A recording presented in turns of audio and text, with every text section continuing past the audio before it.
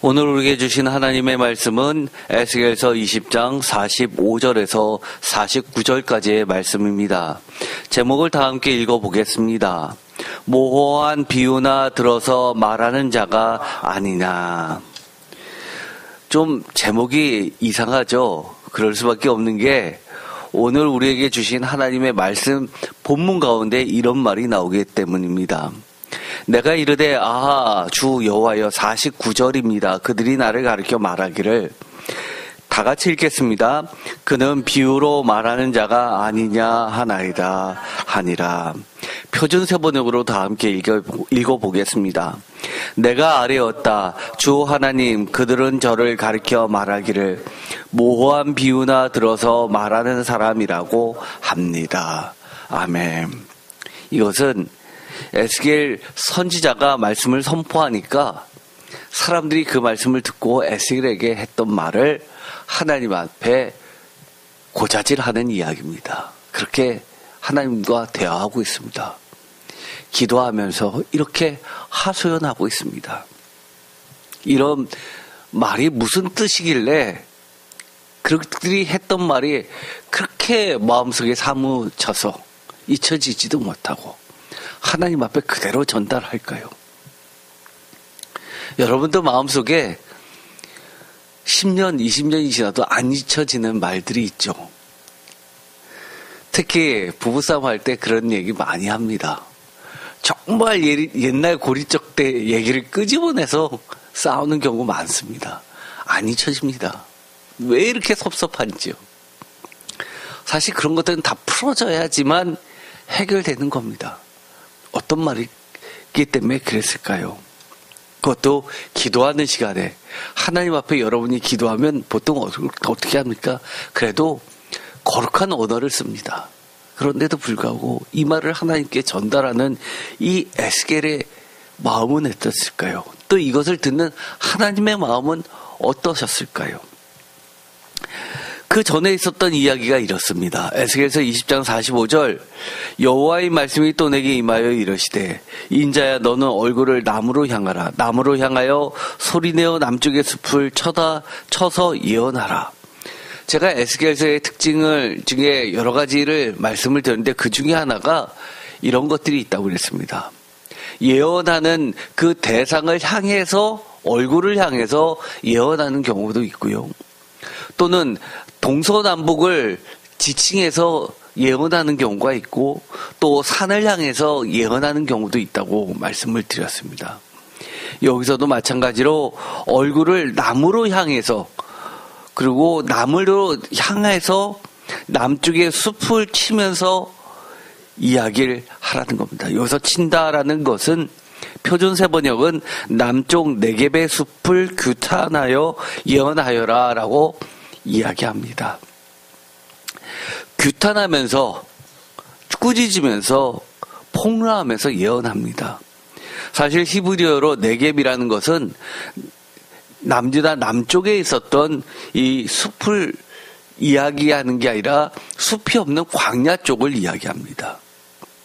그런데 이 네겝의 숲을 규탄하며 예언하라라고 하는데 이 네겝은 남쪽에 있었기 때문에 기본적으로 네겝하면 남쪽을 지칭하는 말이기도 합니다.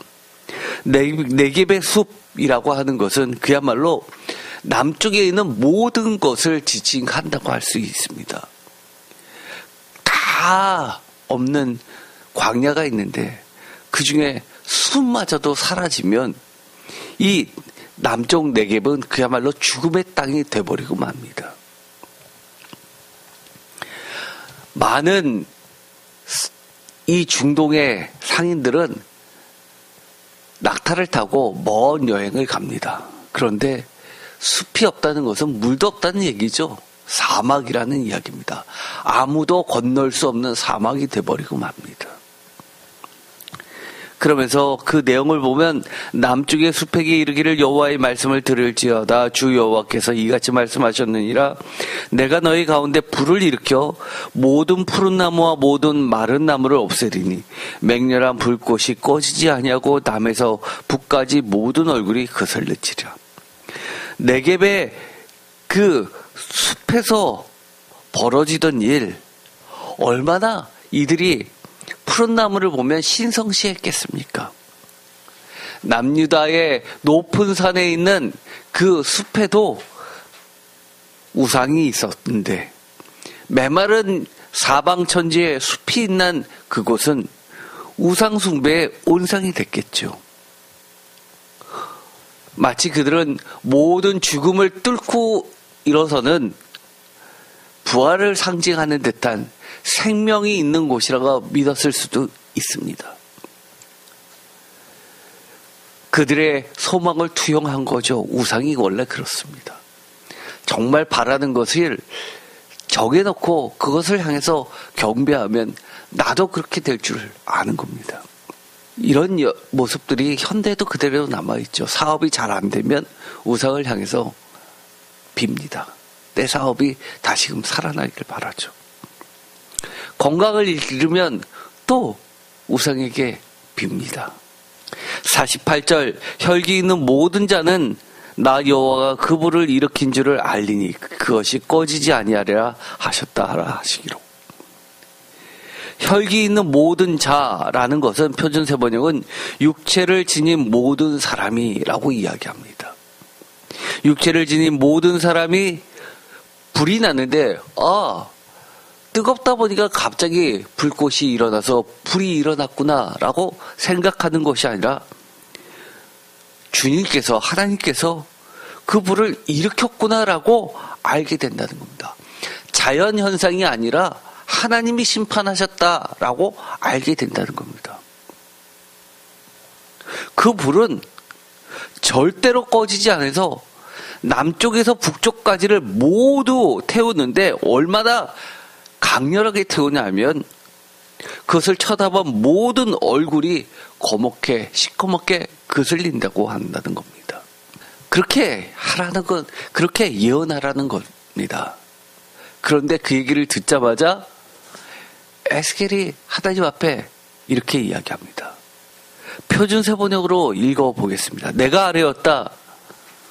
주 하나님, 그들은 저를 가르쳐 말하기를 모호한 비유나 들어서 말하는 사람이라고 합니다.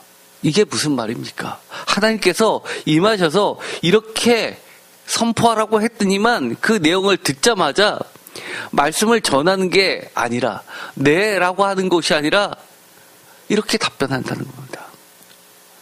굉장히 퉁명스럽게 답변한 투일까요? 아니면 매우 난처하다는 투일까요? 둘 다일까요? 아니면 답답하다는 듯이 하나님은 상황 파악이 전혀 안 되십니까? 라는 투로 얘기했을까요? 이렇게 이야기합니다. 이걸 전하긴 전해야 되는데 전해봤자 사람들의 반응은 이렇다는 겁니다. 또 비유로 얘기해? 모호한 비유나 들어서 말하는 사람 또 시작했어? 이럴 거 아닙니까? 라고 이야기를 하는 겁니다. 하나님, 그동안 제가 하나님 말씀 다 전했는데 하나님 모르시나요? 못 들으셨어요? 사람들이 이렇게 저한테 얘기합니다. 이제는 하나님의 말씀을 전할 때는 좀 저도 전하기 전에 많은 생각을 하게 됩니다. 이걸 해야 되나 말아야 되나, 아니면 풀어서 전해야 되나, 아니면 하나님이 말씀하신 그대로 전해야 되나 생각하면 그대로 전해야 되는데 그대로 전했다가 사람들이 반응이 뻔할 텐데 이런 생각이 왔다 갔다 하면서 심란한 상태가 되지 않을까요? 그런데 오늘의 말씀이 들어가 있는 이 전체를 에스겔서 전체 구도를 보면 이렇습니다. 에스겔서 전체를 문학적 구조로 본 겁니다. 신학적 구조로 본 게 아니라 문학적, 학문적으로 본 겁니다. 이것이 어떻게 되어 있냐면 이 에스겔서 전체를 이 학자는 어떻게 나눴냐면 총 7개의 커다란 단락으로 나눴습니다. 이 문학적 구조라는 건 다 이유 있게 나누는 겁니다. 예를 들어서 창세기 1장의 창조 이야기를 문학적 구조로 이야기했을 때 A, B, C, A-B, C- 마지막 7번째라고 해서 A와 A- 같고, 즉 해와 달과 별을 하늘을 창조하는 것과 같은 거라고 이렇게 구성한 그런 방식입니다. 7개로 이렇게 커다란 단락으로 나눴는데 내용을 보면 A라는 단락, 커다란 단락도 보면 심판에 관련된 첫 번째 메시지. 두 번째 단락, 첫 번째 단락이 1장부터 7장까지, 두 번째 단락은 8장인데 8장부터 13장까지인데 이것도 심판에 대한, 두 번째 심판에 대한 이야기. 세 번째 단락은 14장부터 19장까지인데 이것도 세 번째 심판. 그리고 네 번째 단락은 20장부터 24장까지 그 네 번째 심판. 그 다음에 25장부터 32장까지 또 다섯 번째 심판. 그리고 마지막으로 33장부터 39장까지 여섯 번째 심판을 이야기하고 40장부터 48장까지가 뭐라고 말씀을 드렸죠? 부록판이라고 했습니다. 에스겔서의 가장 꽃이라고 하이라이트라고 이야기했죠. 그것이 바로 새 성전, 새 땅에 대한 비전을 제시한 희망적인 이야기로 끝납니다. 이것을 보면 전체적으로는 1부터 6까지는 모두 심판에 대해서 이야기를 하는 겁니다. 그러면 오늘 있었던 이 본문은 어디에 들어가 있냐? 이 본문은 20장 1절부터 24장 27절까지 총 7개의 심판의 이야기가 들어가 있는 것 중에서 두 번째에 해당합니다. 20장 45절부터 49절의 말씀인데 여기 보면 21장 1절부터 5절까지라고 가로를 쳐놓고 되어 있습니다. 이게 사실 에스겔서에서 굉장히 특이한 겁니다. 시편에는 이런 것들이 여러 개 나오는데 이처럼 이렇게 독특하게 나오는 이유가 있습니다. 왜냐하면 이것에 대해서는 제가 조금 이따 설명을 다시 드리겠지만 우리가 개역개정이 70인역 헬라어 구약 성경을 따르고 있습니다. 그런데 히브리어, 지금 BHS라고 하는 히브리어 원문 성경은 어떻게 되어 있냐면 오늘 읽었었던 20장 45절부터 49절까지가 21장 1절에서 5절까지 붙어 있습니다. 그래서 여러분들도 좀 당황스럽긴 하는데요. 우리가 이 개신교는 대부분이 개역개정 성경을 가지고 예배를 드리고 새 번역을 가지고 예배를 드리다 보니까 그대로 이 70인역 성경을 따라하고 있습니다. 그런데 여러 가지 역번 중에서 대한민국의 정경이라고 되어 있는 게 세 가지가 있습니다. 하나는 이 개역개정, 또 하나는 새 번역, 또 하나는 이처럼 공동번역이 있습니다. 공동번역은 천주교하고 개신교하고 같이 번역을 했는데 지금은 우리가 이 공동번역을 개신교에서 예배 시간에 잘 쓰지 않습니다. 그래서 갈라졌죠. 그런데 이 공동번역은 히브리어 성경을 기준으로 해서 21장 1절에서 5절까지로 기록을 해놓고 있습니다.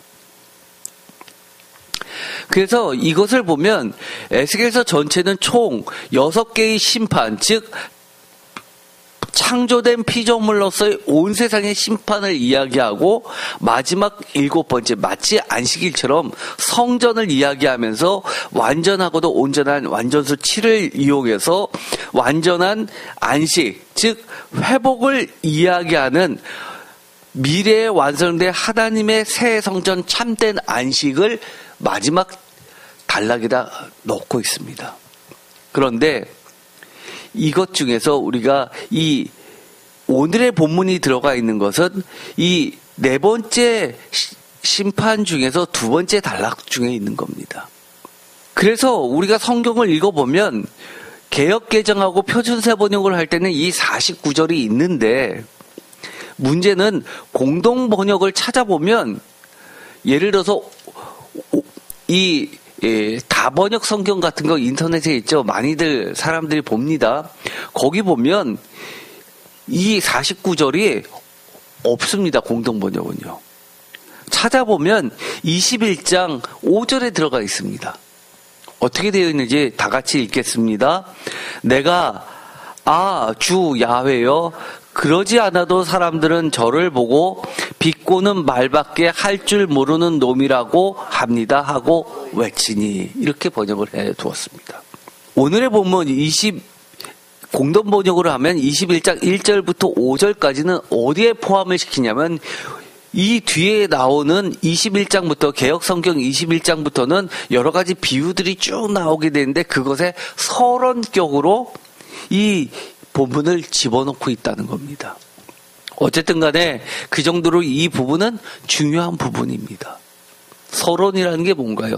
전체를 이런 시각에서 바라보라라고 하는 어떤 각도를 조정해주는 역할을 하게 됩니다. 어떤 하나님의 말씀을 전하더라도 그것을 듣는 사람들의 태도가 이렇다라는 겁니다. 그리고 이것을 전하는 선지자의 입장도 매우 곤란하고 어려움에도 불구하고 하나님의 말씀을 어떻게든 전해야 되는 그 상황이라는 겁니다. 에스겔서 20장 48절, 49절이죠. 비유로 말하는 자, 현대인의 성경은 또 이렇게 번역했습니다. 그때 내가 말하였다. 주 여호와여, 그들은 내가 다 같이 읽겠습니다. 늘 알아듣지 못하는 비유만 말한다고 불평하고 있습니다. 킹제임스 버전, 영어 성경이죠. 영어 성경 중에서는 최초로 번역된 성경입니다. 굉장히 오래된 성경이죠. 루터 성경, 독일어 성경 다음으로 번역된 거죠. 영국에서. Then said I, Lord God, they say of me, doth, 이거 고어죠. 지금은 이런 고어는 사라졌습니다. doth he not speak parables? 한마디로 이런 뉘앙스입니다. 아유, 또 비유야? 비유 아니면 말할 줄 몰라? 이렇게 이야기한다는 겁니다. 그들이 하나님의 말씀을 전하면 어떻게 해야 됩니다. 우리가 하나님 말씀을 전달받으면 어떡합니까? 그것이 내 생각에 맞든 내 생각에 틀리든 내가 이해하든 이해하지 못하든 어떻게 합니까? 일단 주춤거립니다. 혹시나 하는 생각이 듭니다. 아, 정말 사실이면 어쩌지? 그게 아무리 신앙 없는 사람이라도 정상 아닙니까? 어떤 사람들은 기독교인, 신앙인이라고 하는데 저는 이런 얘기도 들어봤습니다. 어떤 권사님이 그럽니다. 자기가 아는 사람이 점괘를 받는데 오늘은 뭐 조심하라고 했는데 그 얘기를 듣고 나니까 오늘 하루 종일 찜찜하답니다. 그래서 제가 뭐라 그랬는지 아십니까? 그때 그 점쟁이 말 믿으세요? 그러니까 막 웃습니다. 아이 왜 믿냐고. 근데 왜 찜찜합니까? 마음속 한쪽 구석에 그것을 혹시나 하고 믿는 마음이 있으니까 찜찜한 거 아니에요. 믿음으로 그런 거 다 무시해야죠. 멍멍이 소리 아닙니까? 그랬습니까? 그랬더니 맞아 그러면서 그럽니다. 우리가 진짜 신앙인이 된다는 거 생활 가운데서 내가 신앙이 있다고 생각하지만 진짜 신앙인의 삶으로 살고 있습니까? 그런데 이 에스겔의 말씀을 듣는 사람들은 다 어떤 사람들이에요? 이스라엘 사람들이고 남유다 사람들입니다. 하나님을 예전부터 믿어왔던 사람들입니다. 그런데 에스겔이 얘기하는데 이렇게 이야기하는 겁니다. 아유, 저 사람은 맨날 빛과 입만 열면 저래? 에스겔서 20장 49절 비유로 말하는 자라는 것은 첫 번째 아주 좋게 이야기하면 이런 뜻일 겁니다. 못 알아듣게 어렵게 말하는 자. 그렇죠. 그럴 수 있습니다. 비유를 들었는데 지난 우리가 수요일날 설교를 했죠. 독수리 설교를 했습니다. 그렇지만 설교 끝나고 어렵다고들 합니다. 독수리가 도대체 2마리야 3마리야 그러면서 얘기를 했습니다.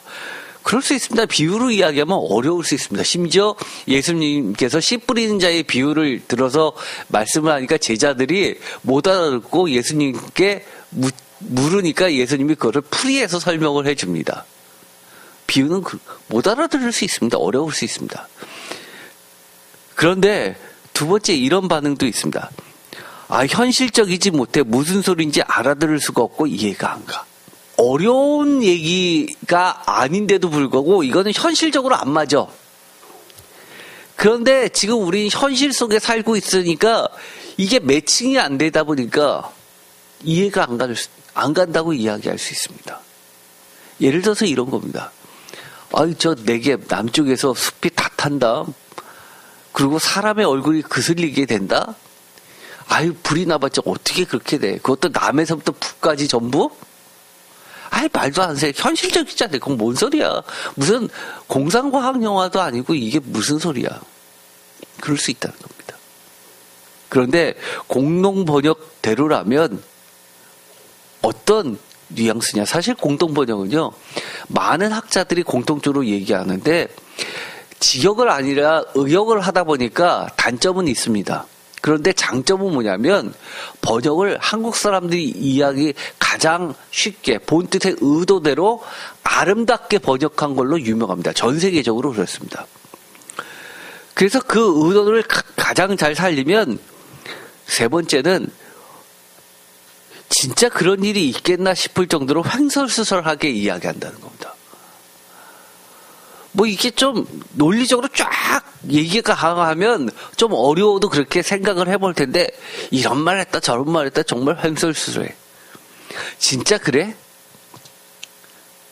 아니면 미친 사람 하는 소리 아니야? 이렇게 들리기도 하고요. 네 번째는 이게 제일 저는 가깝다고 봅니다. 정말 심각한데요. 이런 뜻이라는 겁니다. 쓸데없는 소리 비꼬는 말이라고 합니다. 더 이상 듣기도 싫어. 이제 그만 그 입 닥쳐.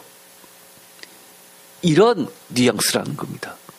빈정거림과 하나님의 말씀을 들을 생각도 없이 거부하는 완악한 마음의 사람들의 태도라는 겁니다. 한마디로 무슨 소리예요? 아유, 한마디로 난 모르겠어. 몰라도 된다? 에라 모르겠다? 내 할 바 아니다? 나중에 이렇게까지 번지는 거죠. 그래, 에스겔 보고 그래, 너 잘났어. 너나 잘해라. 정말 하나님의 말씀을 순종하기 위해서 들으려고 한다면 어떻게 하는 게 정상입니까? 정말 모호한 비유라면 어떻게 하는 게 하나님의 말씀을 정말 듣고 싶어하고 순종하기를 원하는 사람들은 어떻게 할까요? 당연히 풀어 이해할 수 있도록 다시금 몇 번이나 묻고 확인할 겁니다. 그렇죠? 그게 무슨 뜻이에요? 잘 이해가 안 돼. 이게 이런 뜻이에요? 안 그렇습니까? 우리가 왜 이렇게 예배 설교 말씀 듣고 나서 성경 공부도 또 합니까? 하나님의 말씀 순종하려고. 우리가 정말 하나님이라면 우리의 마음과 정성을 다해서 귀하게 생각하니까 예배 시간보다 더 길게 성경 공부하는 거 아니에요? 이게 지극히 당연한 태도입니다. 그런데 반응이 이렇다는 겁니다. 공동번역처럼 비꼬는 말밖에 할 줄 모르는 놈이야 라고 이야기한다는 겁니다. 이제 그 입 닥쳐. 쓸데없는 소리 더 이상 듣고 싶지도 않아. 빈정거림, 거부하는 완악한 마음. 그래, 너나 잘해. 너 잘났어. 너 하나님의 종이야. 하나님 말씀을 그렇게 전해? 아유, 난 그런 소리라면 난 내 할 바 아니야. 하나님, 그래, 너의 하나님이야. 내 하나님 아니야. 이렇게 살겠다는 겁니다. 제가 아까도 말씀드렸지만 이 개역 개정은 72년 성경을 따라했죠. 어떤 분들은 그렇습니다. 아유, 성경은 무조건 히브리어 원문을 따라야 되는 거 아닙니까? 아니요, 그렇지 않습니다. 참고로 할 뿐입니다.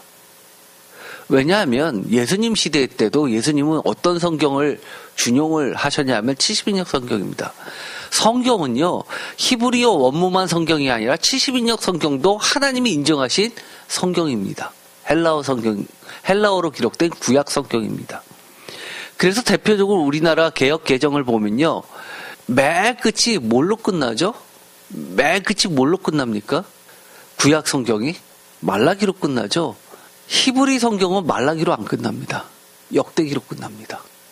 그런데 이 71역 성경이 말라기로 끝납니다. 그래서 우리 개역개정이라는 것은 71역 성경의 순서와 그 권을 따라서 우리가 채택된 겁니다.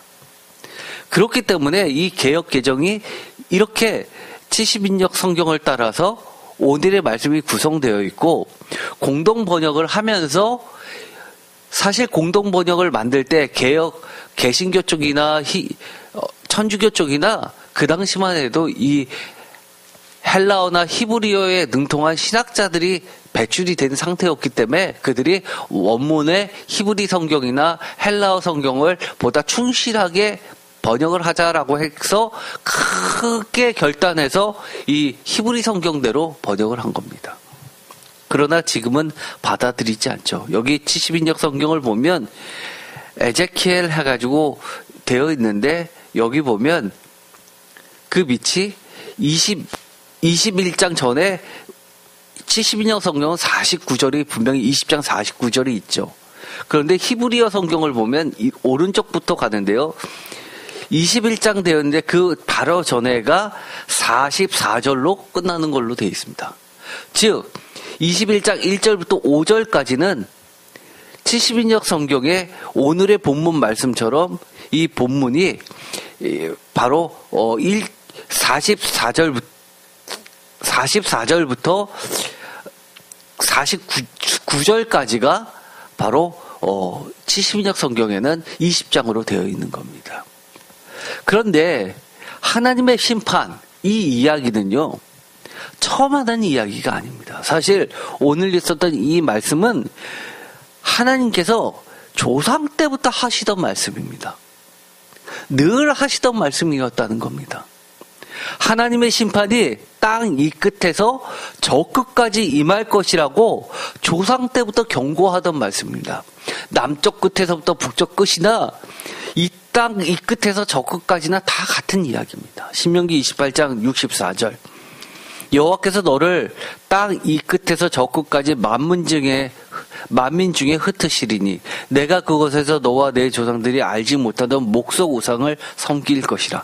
목석 우상, 그것은 나무와 돌로 된 우상 아세라와 바알 같은 것을 이야기하죠. 65절 그 여러 민족 중에서 내가 평안함을 얻지 못하며 내 발바닥이 쉴 곳도 얻지 못하고 여호와께서 거기에서 내 마음을 떨게 하고 눈을 쇠하게 하고 정신을 산란하게 하시리니. 오늘 예배 시작할 때 찬송을 불렀습니다. 이 땅에 근심 너무 많죠. 우리가 하나님께 예배드리면서 정말 쉼을, 안식을 원하고 바라서 예배를 드립니다. 예배 시간이 진정한 예수님 품 안에서의 쉼이라고 우리가 믿고 있기 때문에 찬양도 그렇게 불렀습니다. 그런데 쉴 곳도 얻지 못하고 내 마음을 떨게 하고 눈을 쇠하게 하고 정신을 산란하게 한다고 합니다. 정신을 몽롱하게 하실 것이라고 이야기합니다. 66절 내 생명이 위험에 처하고 주야로 두려워하며 내 생명을 확신할 수 없을 것이라. 67절 내 마음의 두려움과 눈이 보이는 것으로 말미암아 아침에는 이르기를 저녁이 되었으면 좋겠다 할 것이요 저녁에는 이르기를 아침이 되었으면 좋겠다 하리라. 도대체 이 말이 뭘까요? 주야를 두려워하면서 내 생명을 확신할 수 없고 두려워서 떨면서 아침에는 저녁이 되기를 바라고 저녁이 되면 아침이 되기를 바라면서 정신이 몽롱하다는 게 무엇일까요? 표준사 번역은 이렇게 번역합니다. 너희가 두려움과 공포에 사로잡혀서 너희 눈으로 보는 것마다 무서워서 아침에는 저녁이 되었으면 좋겠다 하고 저녁에는 아침이 되었으면 좋겠다 할 것이요. 정말 한순간 한순간이 죽을 것 같습니다. 그래서 빨리 이 시간이 지나서 아침이 되었으면 좋겠다, 하루가 끝났으면 좋겠다라고 생각을 합니다. 또 밤에는 어떻게 됩니까? 빨리 아침이 되었으면 좋겠다, 이 밤의 공포를 피했으면 좋겠다라고 하는 겁니다. 전쟁 상황 같은 게 그런 것을 지라하겠죠. 홀로코스트 같은 게 그런 거라 할 수 있겠죠. 매 순간이 속히 지나갈 걸 바랄 겁니다. 그러면서 68절 여호와께서 너를 배에 싣고 전에 내게 말씀하여 이르시기를 내가 다시는 그 길을 보지 아니하리라 하시던 그 길로 너를 애굽으로 끌어가실 것이라. 거기서 너희가 너희 몸을 적군에게 남녀종으로 팔려 하나 너희를 살 자가 없으리라. 애굽으로 다시 데려간다. 어떤 사람들은 이렇게 이야기할 겁니다. 하나님의 예언은 다 이루어지지 않아. 여기서 이 애굽이 그 애굽입니까? 제가 얘기했죠. 하나님은 늘 하나님의 언어로 말씀하십니다. 그게 성경 언어인데요. 신앙의 언어인데요. 중의법입니다. 여기서 애굽이 어디입니까? 바벨론으로 끌고 가시는 겁니다. 바벨론의 종살이가 뭡니까? 애굽의 종살이고 바벨론에서 탈출하는 게 뭡니까? 제2의 출애굽 아닙니까? 성경에서 우리가 수많은 전쟁 이야기를 합니다. 심판 이야기를 합니다. 구원 이야기를 합니다. 종살이 됐던 출애굽 해방 이야기를 합니다. 그게 나랑 무슨 상관이냐라고 한다면 신앙의 언어를 모르는 겁니다. 지금도 계속해서 하나님은 우리에게 말씀해 주십니다. 하나님의 특징 알려주시고 알게 하신 하나님입니다. 뭐를요? 그 알매기가 뭡니까? 핵심이 뭡니까? 한마디로 이야기하면 성경 내용이죠. 하나님을 알려주시는 거고 복음을 알려주시는 겁니다. 그래서 우리가 큐티할 때 반드시 우리가 첫 번째 해야 되는 게 있습니다. 성경 말씀을 기도하고 성령님께서 알려달라고 성령님께 간구하고 성경책을 읽었습니다. 말씀을 읽고 나서 묵상할 때 첫 번째 묵상이 무엇입니까? 제가 읽었었던 그 성경 본문 가운데 하나님은 어떠한 분이신지를 먼저 발견해야 되는 겁니다. 거기서 내가 적용할 것, 교훈할 것 이런 거를 먼저 찾는 게 아니라 그 본문 중에서 하나님은 어떤 하나님이셨는지를 먼저 아는 게 큐티입니다. 우리가 성경을 검색해 보면은요, 하나님은 알게 하시는 분입니다. 알게라는 단어로 검색을 해보면요, 쭉 나오는데요, 압도적으로 많이 나오는 게 있습니다. 에스겔서가 14건이 나오고요, 이사야서가 17건이 나오는데 이사야서를 다 찾아보면은요, 그 중에 3개는 다른 내용이 들어가 있어서 앞뒤 문맥에 3개를 빼면 14건이 나와서 사실 에스겔이 제일 많이 나온다고 할 수 있습니다. 하나님을 알리시는데 집중되어 있다는 겁니다. 마치 뭐처럼요, 출애굽기 7권 아주 많이 나오죠. 뭡니까? 내가 야훼임을 알려주는 방식 중에 하나가 이 바로에게 심판을 통해서 하나님은 이런 분이시라는 것을 알게 하시는 겁니다. 그런데 이 알게 하다라는 이 말 말고도 또 알리라라는 단어를 검색해 보면 가장 많이 압도적으로 많이 나온 게 에스겔서가 66건입니다. 즉 뭡니까? 계속해서 하나님은 하나님이 어떠한 분이시라는 것을 하나님의 백성들에게 알려주시는 겁니다. 바벨론의 포로로 끌려간 그들에게도 하나님은 이런 분이시야 라고 알려주시는데요, 그들의 반응은 나 하나님 다 알아 라고 이야기합니다. 더 이상 너한테 들을 게 없어 라고 이야기합니다. 여러분은 안 그러십니까? 사실 이 새은교회 개척하고 10년이 됐습니다. 10년 동안에 얼마나 많은 숱한 일들이 많았는지 모릅니다. 슬펐던 사건들 대부분이 어디에서 출발했느냐라고 하면 다 안다고 하는 사람들에 의해서 발생됐습니다. 너만 알아? 나도 알아. 네가 얘기하는 게 다가 아니야 라고 했던 사람들이 가장 큰 문제거리였습니다. 하나님 앞에서는 늘 겸손해야죠. 하나님의 말씀 앞에서는 일단 내 생각보다 하나님의 생각이 어떤지 낮추고 들어야죠. 그것이 안 되면 그거는 신앙생활이 아닌 겁니다. 우리보다 하나님을 이스라엘 사람을 더 잘 알까요? 훨씬 더 잘 알았던 사람들입니다. 그런데도 불구하고 그들은 이렇게 이야기합니다. 다 알아. 그런데 하나님은 그들에게 계속해서 알려주십니다. 에스겔서 6장 7절 내가 여호와인지를 너희가 알게 하려 함이라. 우리가 언제 하나님을 알 수 있을까요? 하나님을 아는 방법 전도할 때 많이 쓰죠. 주로 우리가 복 받으면, 하나님 믿었더니만 복 받으면 하나님 안다고 이야기합니다. 그런데 하나님은 뭐라고 이야기하십니까? 안타깝게도요, 에스겔서 6장 7절 다 같이 읽어볼까요? 또 너희가 죽임을 당하여 엎드러지게 하여 내가 여호와인 줄을 너희가 알게 하려 함이라. 거꾸로입니다. 죽음을 당하여 엎드려지고 심판을 당할 때 하나님을 알게 된다는 겁니다. 그래서 제가 늘 뭐라고 이야기하죠? 복과 화는 사실 같은 이야기입니다. 심판과 구원은 결국 같은 이야기입니다. 에스겔서 16장 2절 인자의 예루살렘으로 그 가증한 일을 알게 하여 16장 62절 내가 내게 내 언약을 세워 내가 여호와인 줄 내가 알게 하리니 에스겔서 20장에는 대거 알게 하시는 사건이 나오게 됩니다. 4절, 11절, 12절, 20절, 26절 14건 중에서 거의 3분의 1 이상이 이곳에 나옵니다. 가증한 일을 알게 한다. 4절 11절에 사람이 준행하면 그로 말미암아 삶을 얻을 내 율례를 주며 내 규례를 알게 한다. 화, 복 다 알려주시는 거죠. 12절 또 내가 그들을 거룩하게 하는 여호와인 줄 알게 하신다. 에스겔서 20장 20절 내가 여호와 너희 하나님인 줄을 너희가 알게 하리라. 뭐를 통해서요? 20장 20절 다 같이 읽겠습니다. 또 나의 안식일을 거룩하게 할지어다. 이것이 나와 너희 사이의 표징이 되어 내가 여호와 너희 하나님인 줄 너희가 알게 하리라 하였노라. 아멘. 하나님을 알게 되는 첫 번째 길목이 뭡니까? 이렇게 예배 시간에 나와서 주일날 예배 드리면서 하나님 배우게 되는 겁니다. 하나님 알게 되는 겁니다. 매우 중요한 시간입니다.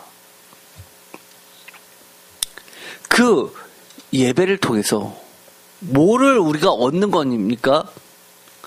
20장 11절대로 하면 삶을 얻는 시간입니다. 하나님의 말씀, 하나님의 법도, 하나님의 율례, 규례를 아는 시간이고 배우는 시간이고 내 삶에서 그걸 실천하는 것을 깨우치는 시간입니다. 그런데 주일날 산과 들로 놀러 다닌다고요? 중요한 일이 있어서 빠진다고요? 이 예배는요, 의무가 아닙니다. 의무가 아닙니다. 정말 내가 죽을 만큼 힘들면 죽을 힘을 다해서 예배 시간 빠지지 않고 나와서 예배 드렸을 때 하나님이 살려주신다는 걸 아는 것이 신앙입니다. 덜 피곤하고 힘들지 않을 때 나와서 예배 드린다? 그거는 정말 초신자의 이야기죠. 초신자 이야기. 제가 중환자실에서 하루 종일 뭐 했는 줄 아십니까? 산소 마스크 끼고 무슨 기도했는 줄 아십니까? 1초 1초 하나님께 붙잡고 매달리며 기도했습니다. 정말 죽을 만큼 힘들면 24시간 내가 눈 떠 있는 시간 딴 생각할 줄 아십니까? 아니요. 하나님한테 기도하게 되어 있습니다. 정말 힘들면요. 너무 평안하니까. 너무 내가 가진 게 많으니까 딴짓하는 겁니다. 에스겔서 20장 26절 그들이 장자를 다 화제로 드리는 그 예물로 내가 그들을 더럽혔으면 그들을 멸망하게 하여 나 여호와인 줄 알게 하려 합니다. 멸망한 다음에서는 하나님이구나 깨닫게 된다는 겁니다. 하나님께서 하나님을 드러내시는 방식, 복을 주실 때도 하나님을 알게 하시지만 심판을 통해서도 하나님을 드러내시는 분이라는 걸 우리 놓쳐서는 안 됩니다. 22장 2절 35장 11절, 36장 16절, 38장 23절, 39장 7절, 43장 11절 모두 하나님이 알려주십니다. 특별히 38장 16절에는 이렇게 이야기하십니다. 구름이 땅을 덮음같이 내 백성이 이스라엘 치러 오리라. 고가 끝날에 내가 너를 이끌어다가 내 땅을 치게 하리니 이는 내가 너로 말미암아 이방 사람의 눈앞에서 내 거룩함을 나타내어 그들이 다 나를 알게 하려 함이라. 이방 사람의 눈앞에서까지도 알게 하신다는 겁니다. 38장 23절 다 같이 읽겠습니다. 이같이 내가 여러 나라의 눈에 내 위대함과 내 거룩함을 나타내어 나를 알게 하리니 내가 여호와인 줄을 그들이 알리라. 아멘. 심지어 저는 크리스찬이라고 하는 사람들이 이런 이야기하는 거 많이 듣습니다. 아이 목사님 그거는요 우리 믿는 사람들 교회 안에서나 통용되는 이야기죠. 저 사람들 하나님 몰라요. 그러니까 그런 이야기 해봤자 저 사람들은 소용없어요.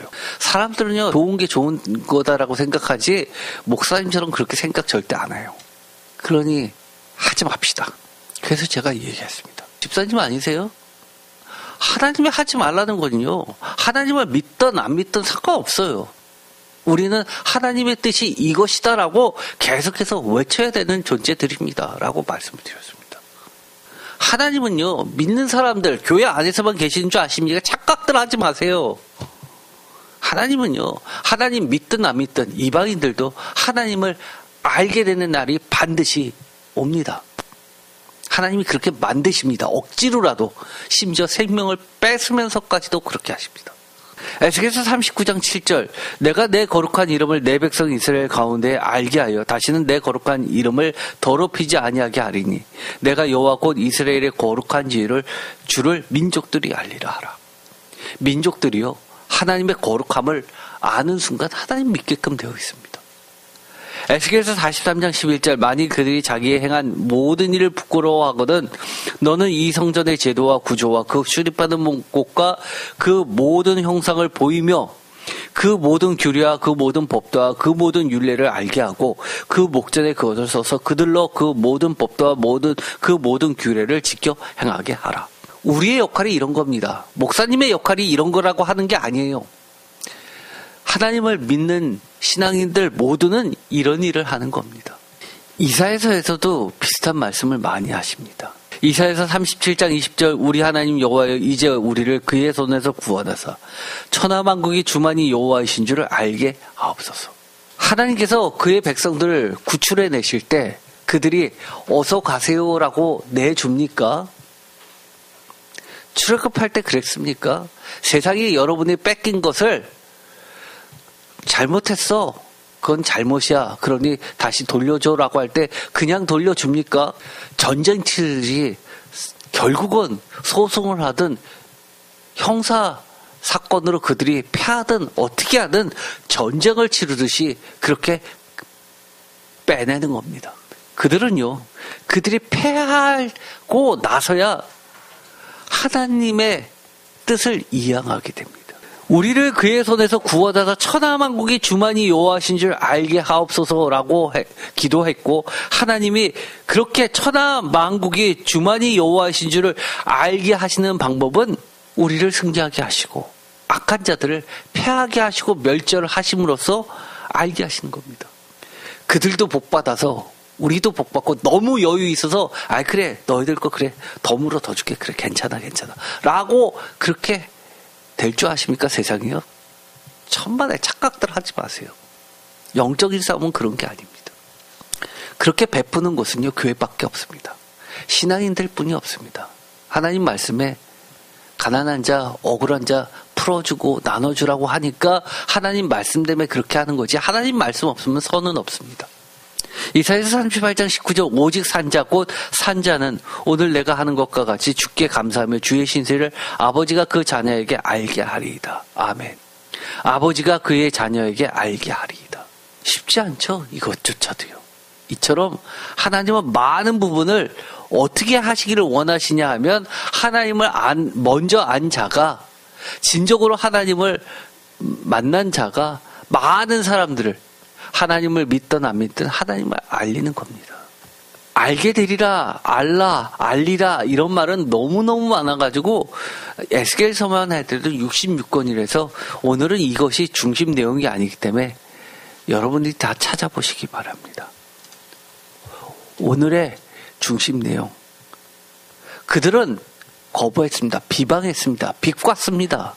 그런데 그럼에도 불구하고 하나님이 다 아십니다. 그들의 태도 완악한 거 얼마나 악한지 아는데도 불구하고 왜 알게 하라고 하실까요?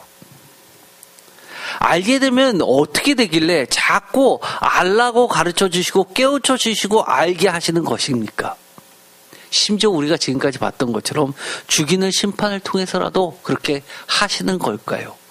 하나님이 사람들의 심정을 너무 몰라서 세상 직장 생활도 안 해봐서 하나님이 세상 사람들 사는 방식을 몰라서 그렇게 하시는 걸까요? 아니요, 그렇지 않습니다. 심판의 이야기를 하시면서까지도 알려주시는 하나님 자신을 드러내시는 이유.